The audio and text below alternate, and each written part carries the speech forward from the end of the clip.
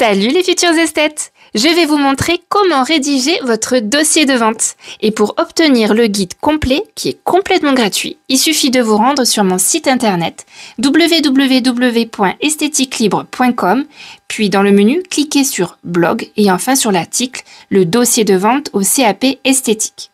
Vous allez retrouver tous les détails avec même un exemplaire que j'ai écrit pour vous aider. Bien évidemment, seuls mes élèves peuvent me l'envoyer en correction. Elles ont même un exemple de speech à sortir afin de respecter les 10 minutes maximum de présentation. Je leur liste toutes les questions possibles sur lesquelles mes élèves pourraient tomber, tous les outils pour préparer aussi tous les sketchs possibles, comme ce sont généralement des mamans, des femmes actives, certaines ont même leur business à gérer aussi à côté. Mon travail à moi est de non seulement les former, mais aussi je leur facilite leur apprentissage grâce à mon expertise dans le domaine. Et vous savez quoi? Elles obtiennent généralement une belle moyenne de 17 à l'examen de l'oral, qui est le P3. Et certaines ont même obtenu 20.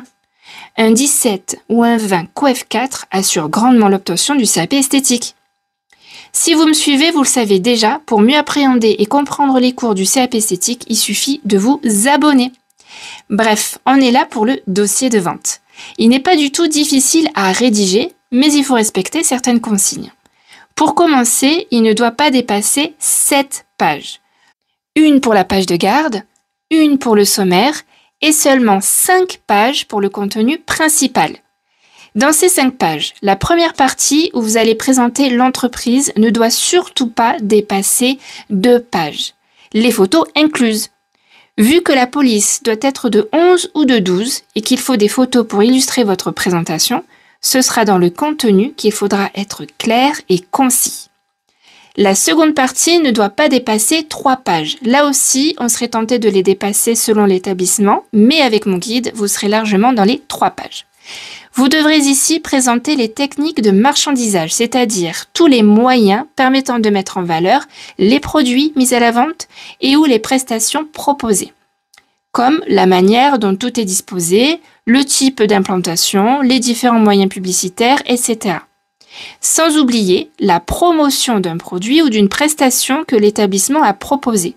Il suffit de décrire ici l'objet de la promotion, mais aussi la durée, les différents moyens de communication, ou encore si les résultats étaient à la hauteur des attentes. Tout est décrit sur mon site internet. Il n'y a plus donc à y faire un tour. J'espère que cela vous aidera à obtenir une aussi belle moyenne en EP3 que mes élèves, et si j'ai réussi à au moins vous aider à rédiger votre dossier, ce sera pour moi une énorme fierté.